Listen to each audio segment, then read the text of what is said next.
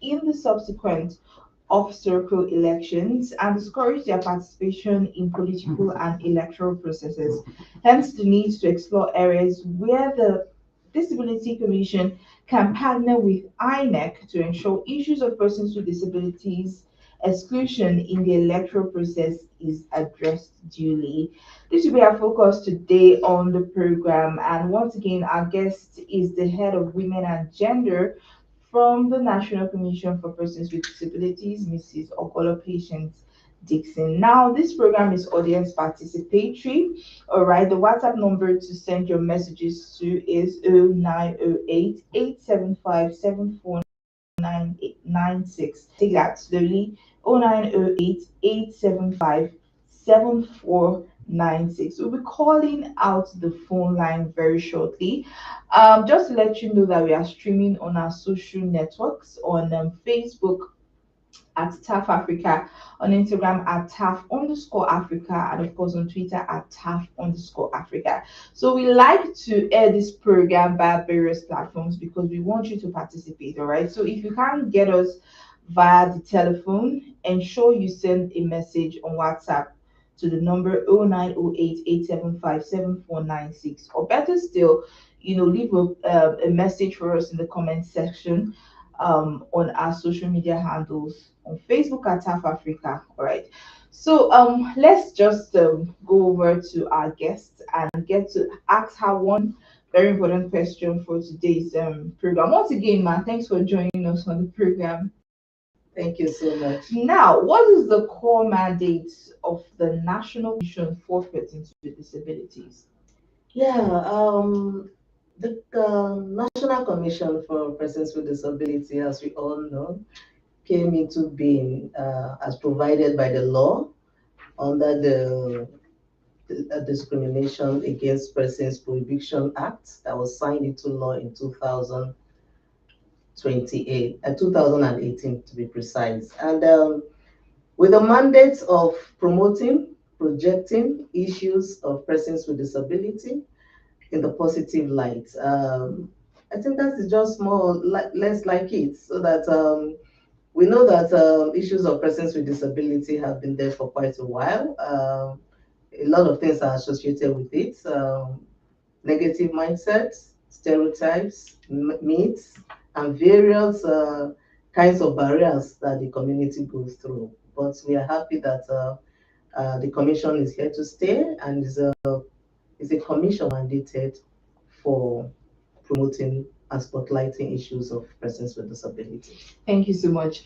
If you're just joining us, it's disability inclusion, and we are talking about the 2023 general election and disability inclusion. All right, now we're getting to hear from the National Commission for Persons with Disabilities. So we are going to take our news update. When we come back, I'd like you to call any of these numbers: 0705 149 3324. 0705 149 3324 or 0915 Let's get to talk about the 2023 general election and disability inclusion. My name is still Jennifer Ogo on the program Disability Inclusion. Stay with us as we come up with our news updates.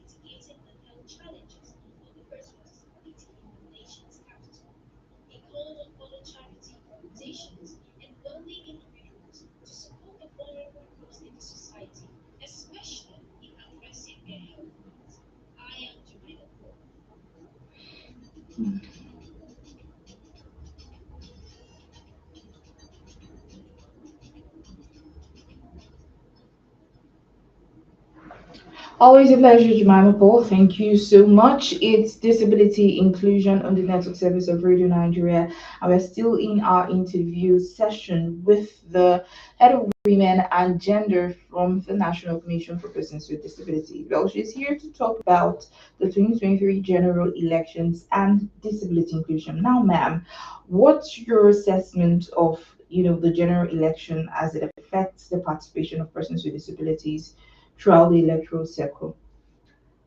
Yeah, 2023 general election. Um, I think it's a little bit better than the way it was Okay. in the past. I'm speaking generally and also from a personal experience as well. I always say just my own personal experience.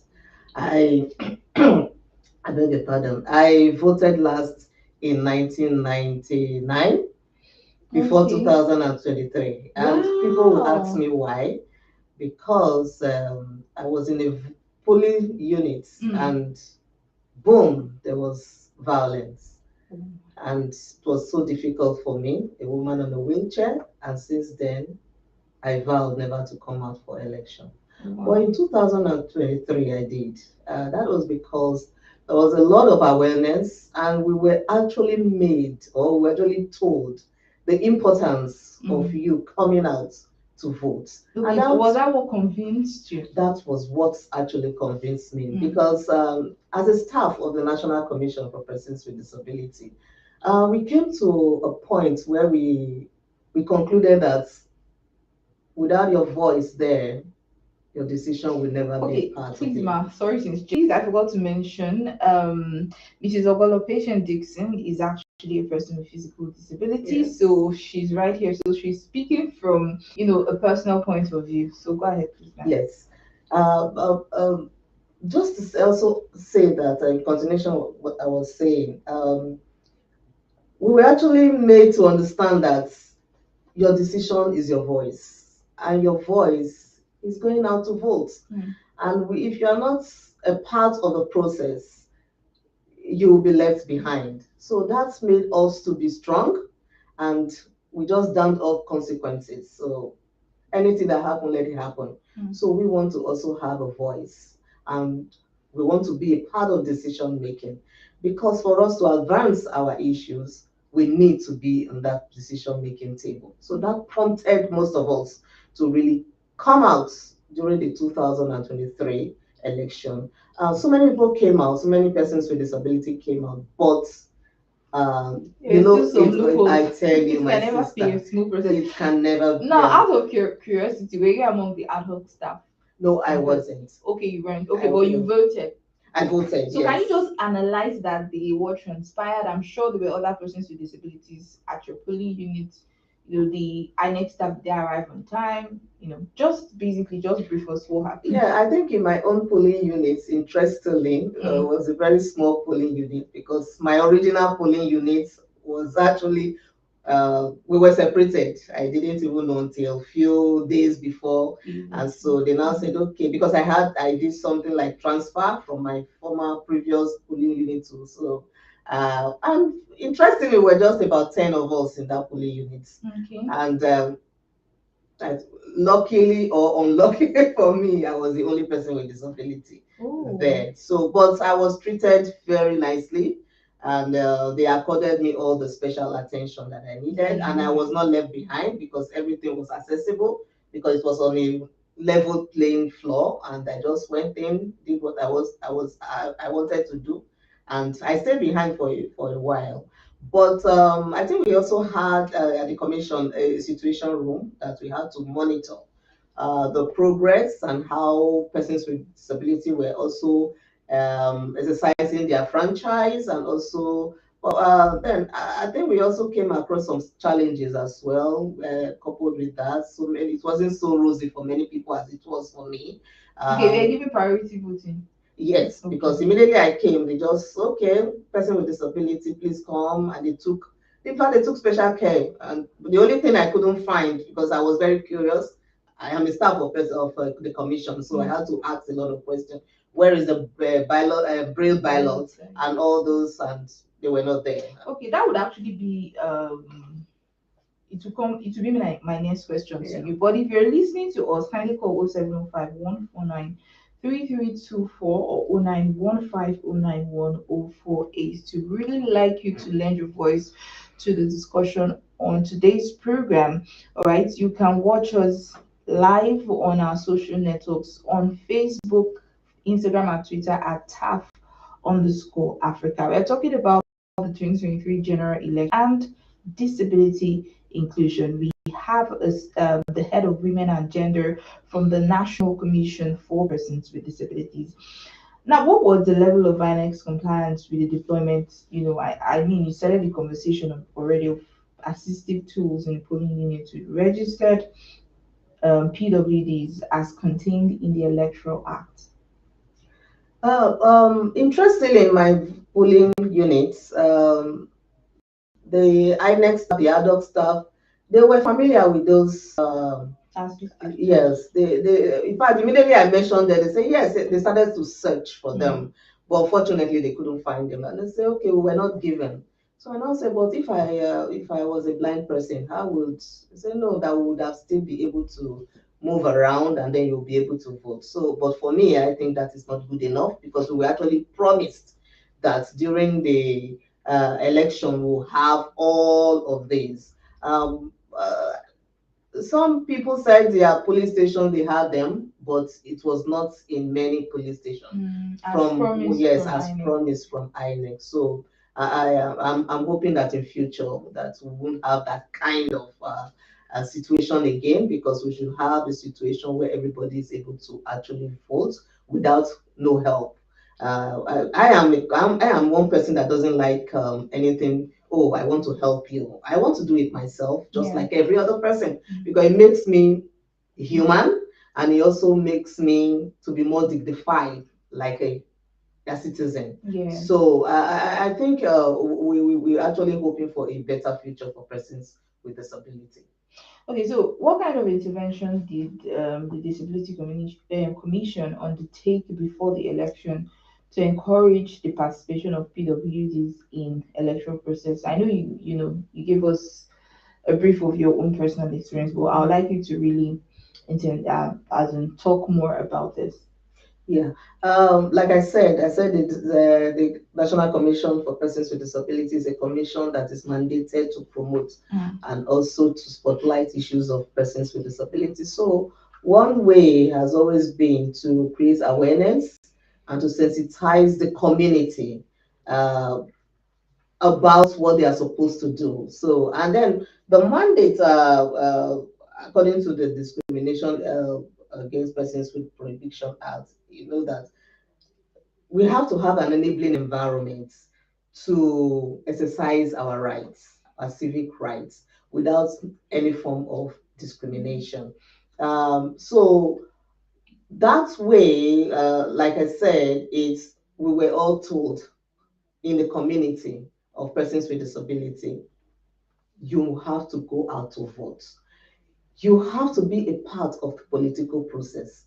You have to belong to a political party. So people were actually made or asked to actually go out and exercise their franchise, create that awareness, create that enabling environment, and then we also had to come up with that situation room to also monitor. And another thing is to engage with other organizations of persons with disability, especially those that are already doing this kind of work in the electoral process, like South Africa, like Inclusive Friends that have been working in the area of political process, and so that we also understand and also push for what we are all supposed to do collectively. That is also to encourage the community again to create that awareness. What is the electoral process is all about? Let me just also say that community of persons with disability, lots of them are not really educated, especially How do those. we counter that problem? Ah, it's a huge problem actually because a lot of them are not educated and so a lot of them are ignorant of what is happening. It's, Of even their rights, yeah, first of all. education, information, awareness raising, sensitizations. These are combinations of so many things. But the issue is that how do we now bring it to their doorsteps? Because these are communities that have issues with barriers. Okay, many are not able to speak, many cannot see, many have movement issues and all that. So we have to take it to them wherever they are. And then also having to look at it, how do we now take it to them? We have to break it down in the way they will understand, doing it in their local languages, doing it in a way that people understand it in the villages, in the rural areas, in the community, and all those kind of things. And also to also engage with agencies that are also into awareness raising, for example, like the National Orientation Commission, so that we can have a kind of wide coverage and also come with modalities of to get these things to their doorsteps. And then also look at the special needs of the people we are talking about. So how can we now begin to factor their special needs into the process? For example, the process, does this accommodate sign language interpretation? Does this also accommodate braille? These are the kind of things that this community needs? Is it part of the process? That is why I said that when we were in the field during the election, we were curious to know if these special needs were actually part of the process. Because this is the only way that will make persons with disability to fully participate. 07051493324 or 0915091048. We're talking about the 2023 general election and disability inclusion. Do watch us live on our social media platforms at TAF_Africa on Facebook, Instagram, and Twitter. Now, ma'am, some of the complaints that actually, came to our table, and some of the things we saw, we observed, especially persons with disabilities, adult staff now during the elections.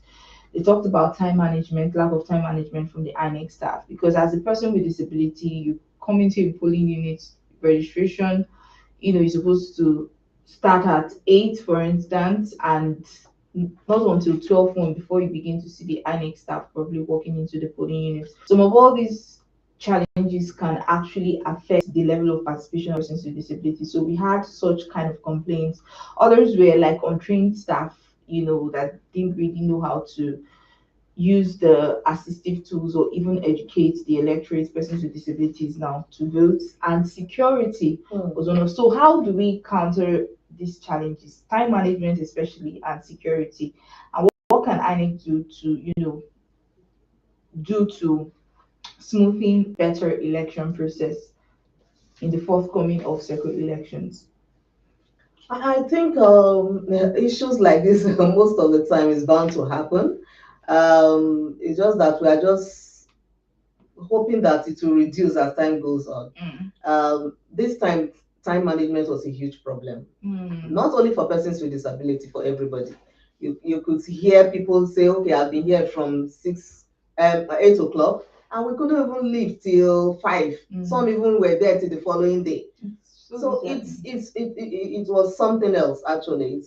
And then just imagine that person is a person with disability. Or even a person without albinism, for instance, because it's sunny at that time from probably 10 to maybe 2 p.m. Exactly. It's quite sunny. So very. having to wait, and of course, as a person with disability, you're not supposed to expose your skin to sunlight. So how should INEC do better? What should they learn? How can they really put persons with disabilities and the issues they face now at the front burner, and make sure that these challenges don't, occur again? Yeah. I before I go, I answer that. I just wanted to say that time is something that we have to take very seriously, because before people always plan. They plan for their lives, they plan for their time. Is very key. That okay, I'm going to do something, and within it's expected that within 1-2 hours I would have been done, and so I will go somewhere else and all that. But to sprout the day for just something that would not supposed to even take you up to like 10-15 minutes is something else. And then just to say that what can INEC do? I think for us as a community of persons with disability, I know that the Discrimination Against Persons Prohibition Act also talked about the creating an enabling environment for persons with disability to fully participate in the electoral process. And I also know that INEC also have a framework that also speak to the issues of persons with disability in election. And then we also have the Electoral Act as well, that also have some areas provided for persons with disabilities. So I think they should look at all of this framework and then begin to see how they marry them together to the advancement of the community. So how do you now bring this community, a special community, not just like every other person? Because if you want this community to fully be a part of the process, you need to factor their needs into the process. If the needs are not in the process, they will not participate. In fact, it will be better. I am a part of this community. So it will be better for me to stay in my house to come and participate. but it will be very good as a citizen for us to all participate. So first thing first is thank God they have a framework. Thank God the Electoral Act has also provided for that. And then the disability community also have a disability law that speaks positively about issues of persons with disability in all entirety. So that is a good entry point to start. That yes, we need to advance this community and we need them to also participate in the process. And so let us also look at these policies and how to further implement, not just having a policy, it is implementing the policy that matters. Involving persons with disabilities is the only way meaningful change can occur. That's on period, all right? So it's 7:30 and it's still disability inclusion on the network service of Radio Nigeria. Kindly join our cause by calling the number 0705 or 0915 0910482. Disability inclusion, get involved. Let's ask questions. Let's throw in suggestions, about issues that concerns persons with disabilities. All right, these issues cannot be overflowed. My name is still Jennifer Ogo on the program Disability Inclusion, coming to you live from the network service of Radio Nigeria. Stay with us.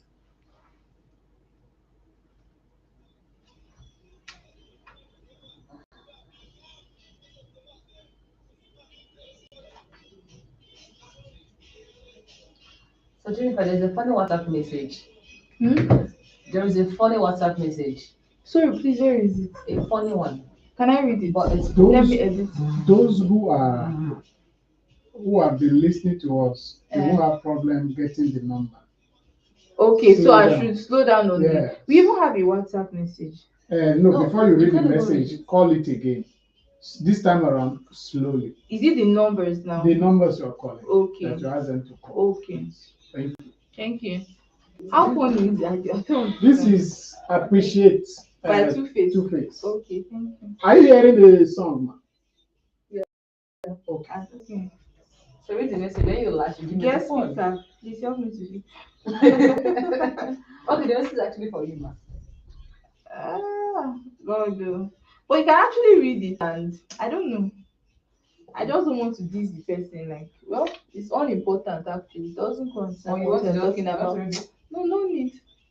Guest speaker, please let me feed my family.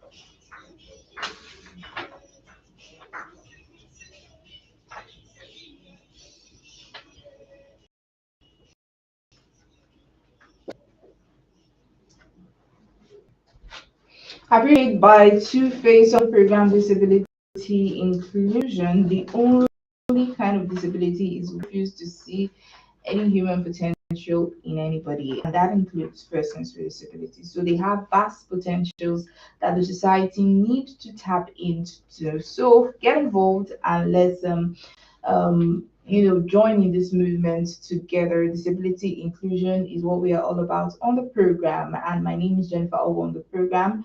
The numbers to call are 0705 149 3324 or 0915 091 0482. We have the head of gender and women and gender from the National Commission for Persons with Disabilities, Mrs. Okolo Patient Dixon. Thank you, Ma'am. Just to let you know also that she is a person with physical disability. So, what interventions should be made to rebuild the confidence of the disability community in the electoral process? Because out of all these very few issues I've mentioned now, I didn't get to face those challenges on that day of the election, but they did, and it brought it to us. So having experienced this, it has a way of really bringing down your morale, just like the example you gave that you've not voted. Yeah. 2023 was the first time you voted Yeah. since 1995. Yeah, so that's quite a long time. So Yeah. what interventions now should be made to rebuild the confidence of the disability community in the electoral process? I think it's pretty simple because, like I said, we have framework. I think the most important thing now is for us to begin to implement them. Um, we can't have policies without implementation. It's only when you implement that you begin to identify the gaps. Okay, now you've really implementation, and honestly, I'm on this phase with you. Enough of the talking.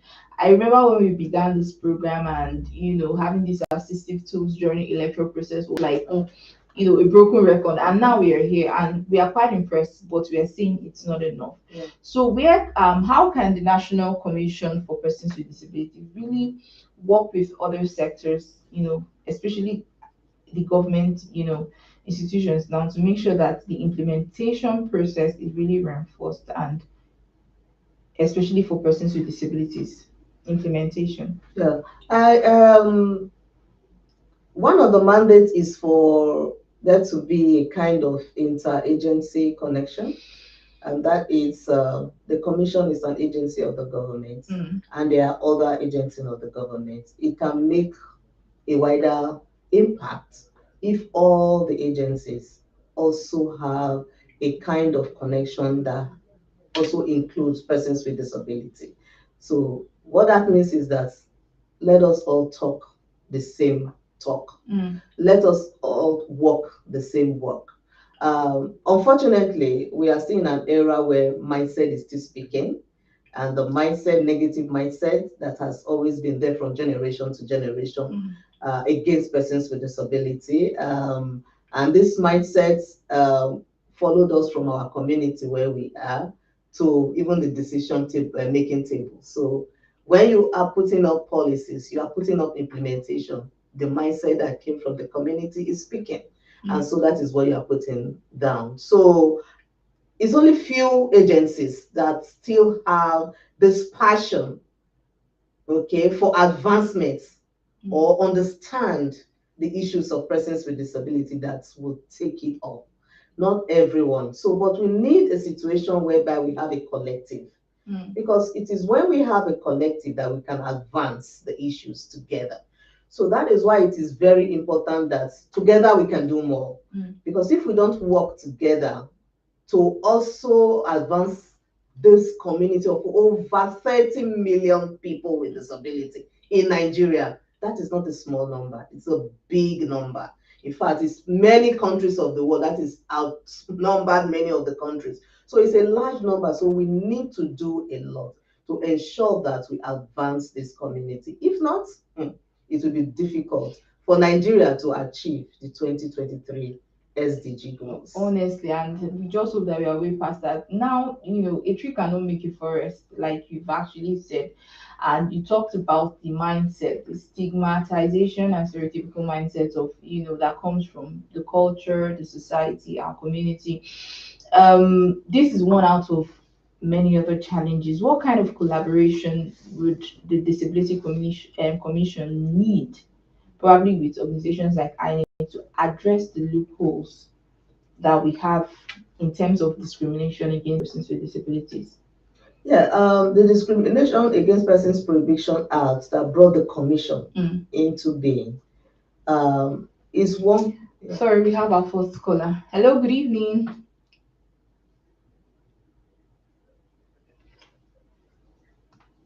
Thank you so much, Mr. Oyinike, for joining us today.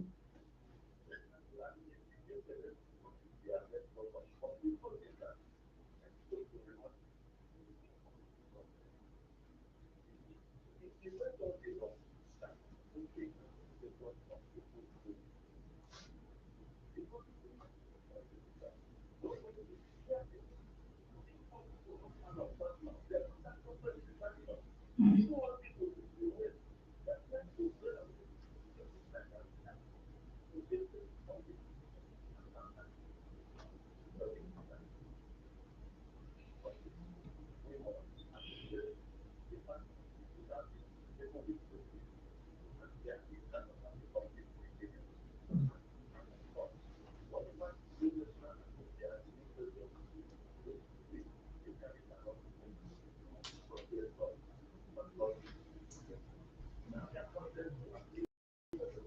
Thank you so much, sir. 705-149-3324 or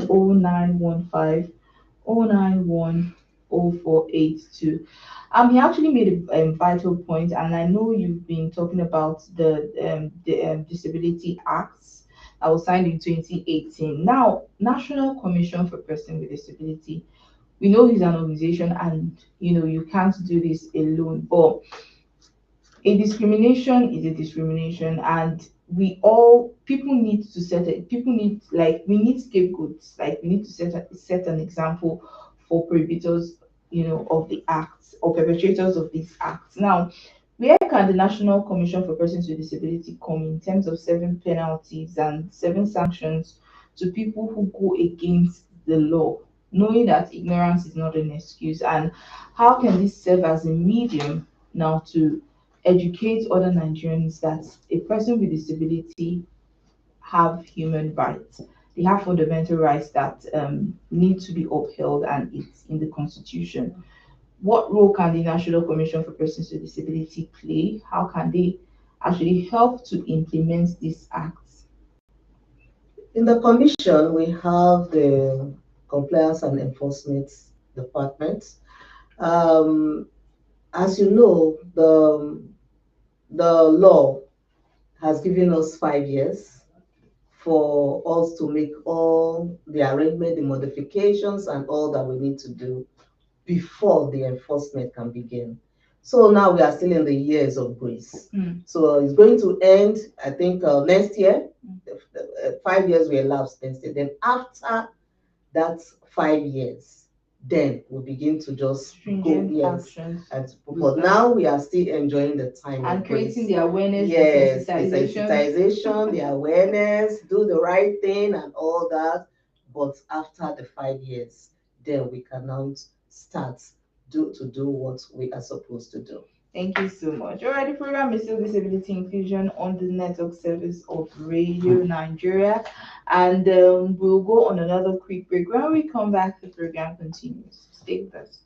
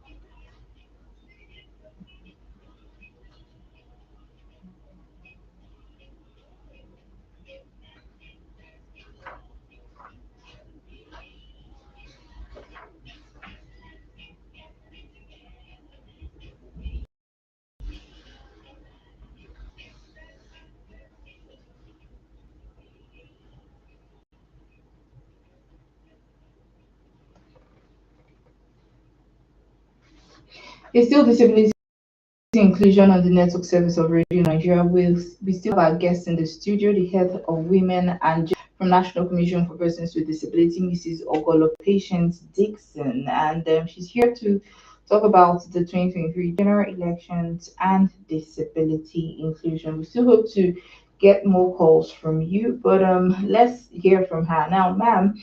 What role is expected from the community of persons with disabilities to ensure a disability inclusive electoral process in Nigeria? What role can they play? Persons with disability are citizens of Nigeria, so they have a role to play. That is, you have to come out. You have to be a part of political process. You have to be a part of electoral process.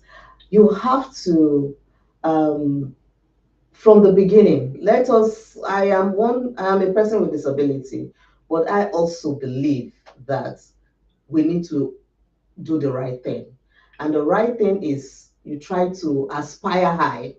And aspiring high means you have to start from the process. So you have to know what the electoral act is all about. You have to follow the process. You have to tell your fellow brothers and sisters who have a disability to also be educated on what it takes and what you need to know about the election, how to come out. You have to have education. You have to Get involved. be involved, exactly. And then you have to have a community of practice, okay, for us to actually have, be a part of that. And one thing is that we have gone past the age where we feel that, oh, persons with disability are supposed to be at home. No, that time has gone. We cannot just be at home because if we want to be a part of governance. Hello, we have a caller. Sorry. Hello, good evening. Who do we have on the line and what's your location? Thanks for joining us, Joseph.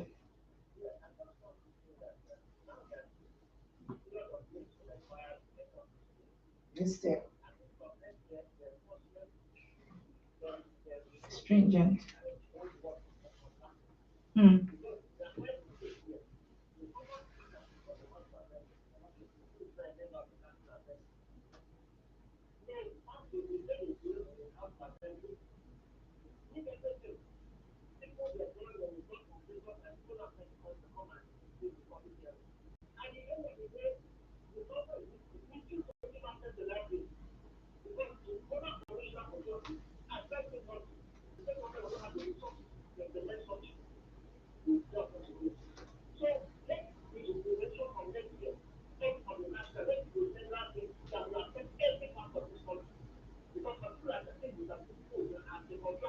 Mm.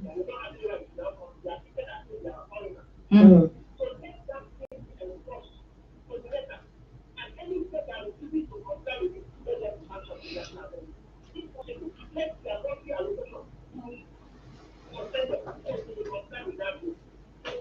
Thank you so much. Thank you so much, Joseph Daniel. All right. I would also like to encourage you to spread the message as well because, like I said, not many people are even aware of these acts. And according to the law, ignorance is not an excuse. So, in your little space, ensure that you enlighten people that hey, there is a disability act, and guess what? If you violate the law, this is what these are the consequences, and this is what you're going to face. Yeah. Now, ma'am, um, is there an effective feedback? In fact, I would like to also mention that there is an app called TAF Election Observer app. If you've not downloaded that app, ensure you do so. If you're using Android, you can go to Play Store and download the app. If you're using iPhone, iOS, you can go and download the app. Now, the essence of this app is to actually monitor and observe, the participation of persons with disabilities during the electoral process, during election, or just report. Go to the app. It will just put you through all you're supposed to do. Right? Maybe in our subsequent edition, we actually talk more about this app from our IT expert. Now, let's um, move over to Mrs. Dixon. Now, is there an effective feedback and monitoring mechanism, just like the example I gave, the app, for example, maybe there might be other mechanisms developed by the commission,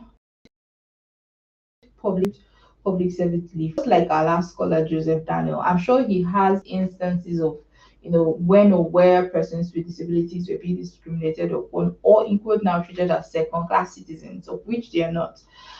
Instances like this, do you have a mechanism or a feedback system where persons with disability can come and report a case and it's being followed up duly, and their rights are being you know enjoyed? Yeah, I, I want to say that that is a huge problem for all of us, inability to actually um, create enough awareness about Okay. what we have and all that around the Discrimination Act. Yes, we have a feedback mechanism in the Commission. We have um, a reporting, yeah, we have a reporting app that we use around What is discrimination. it called? It's called Commission. Uh, it's just a reporting discrimination app. Okay, but when Um, when we get to the website, yes, you NCPW can. Yes, website, you can yes. access the app. ncpw.org.ng, Okay then. .gov.ng. They Yes, take you through where it the will app. take you to where the app is. It's a Okay. reporting app that Okay. reports discrimination, violence against persons with disabilities, and all others that we need to. So when you go there, in fact, you also go through it, and then you also have a way of knowing what it's all about, Okay. how to use the app for persons with who have hear, hearing difficulties. You have sign language there, interpreter interpreting to tell you this is how to use the app and all that. So uh, it's there. Like I said, there's always of creating awareness.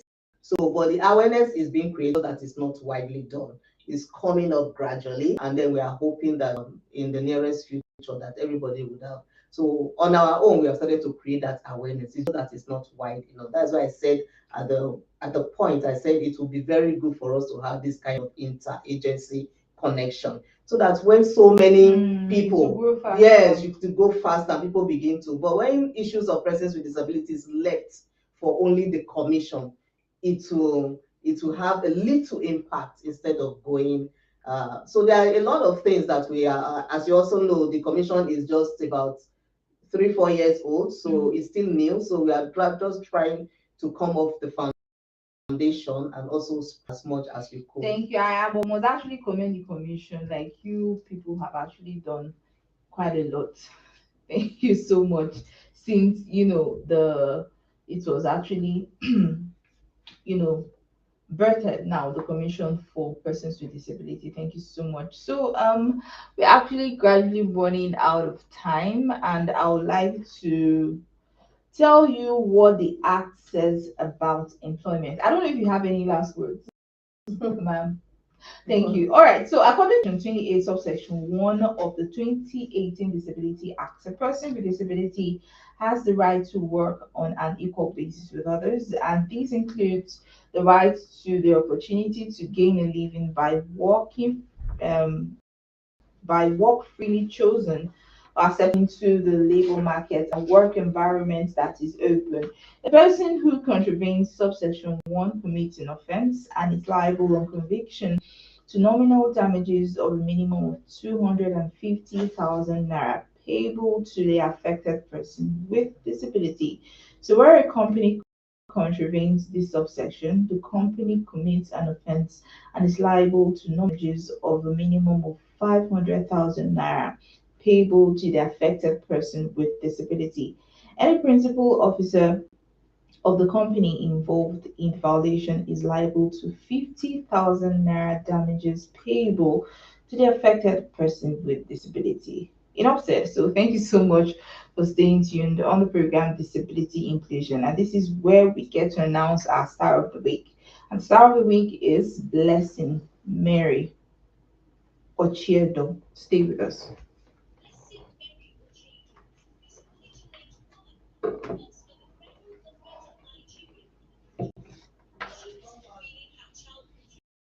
Hmm?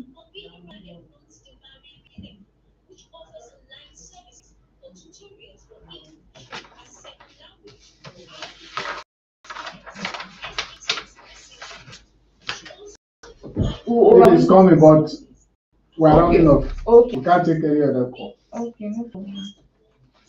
How do So I as soon as you come back, just round off. round off? Okay. That's the problem.